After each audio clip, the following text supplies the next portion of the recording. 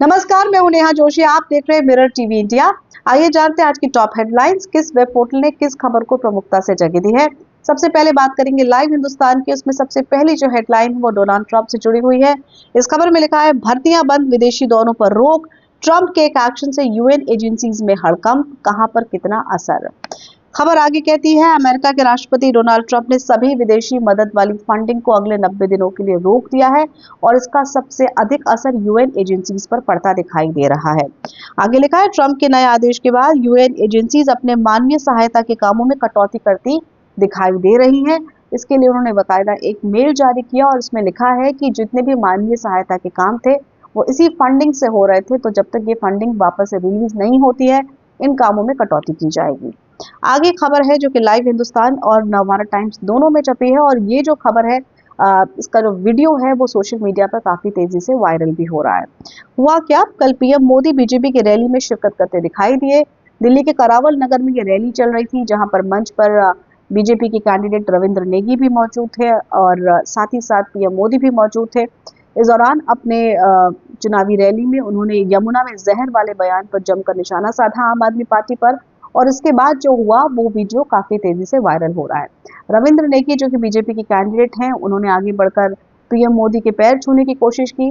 उन्होंने ना सिर्फ उन्हें रोक दिया बल्कि खुद ही आगे बढ़कर एक नहीं, दो नहीं, तीन बार रविंद्र नेगी जी के पैर छुए और ये पूरा वीडियो सोशल मीडिया पर काफी ज्यादा दिखाई दे रहा है।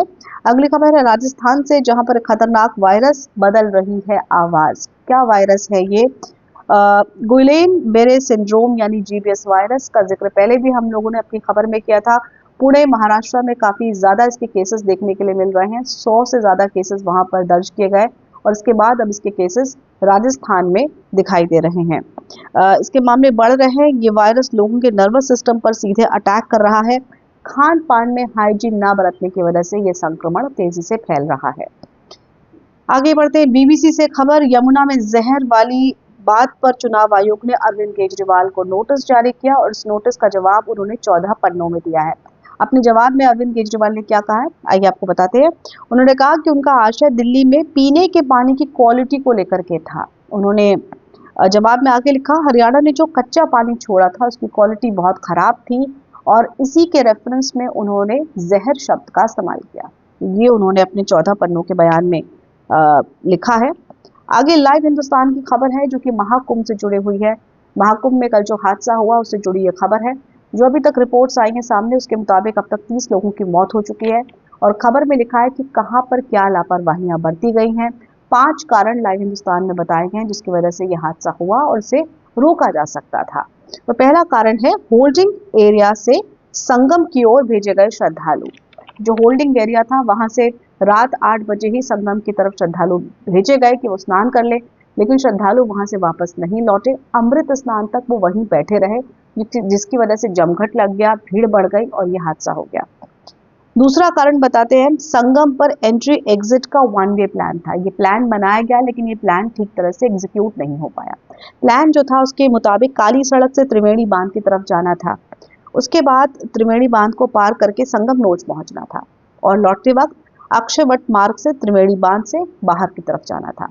अब श्रद्धालु अक्षय वट मार्ग का उन्होंने इस्तेमाल नहीं किया, वो संगम तट पर ही बैठे रहे, संगम पर ही आना जाना लगा रहा, उन्हें वहां से बाहर नहीं निकाला जा सका और ये भी एक बहुत बड़ा कारण है। तो मैं प्लान्स बनाए गए बहुत सारे महाकुंभ को देखते हुए, लेकिन नक्शों पर वो प्लान थे, एग्जीक्यूट नहीं हो पाए क्योंकि भीड़ बहुत ज्यादा थी। तीसरा जो कारण बताया जा रहा है वो 30 पाटन पुलों में से 12 से 13 पुल बंद किए गए।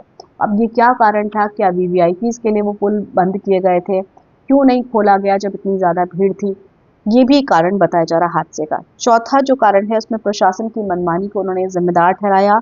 महाकुंभ के लिए सड़कों को चौड़ा किया गया था, नई सड़कों का निर्माण किया गया था, लेकिन ज्यादातर वक्त ये सड़कें बंद रहीं, बाधित रहीं, बैरिकेडिंग रही इस पर।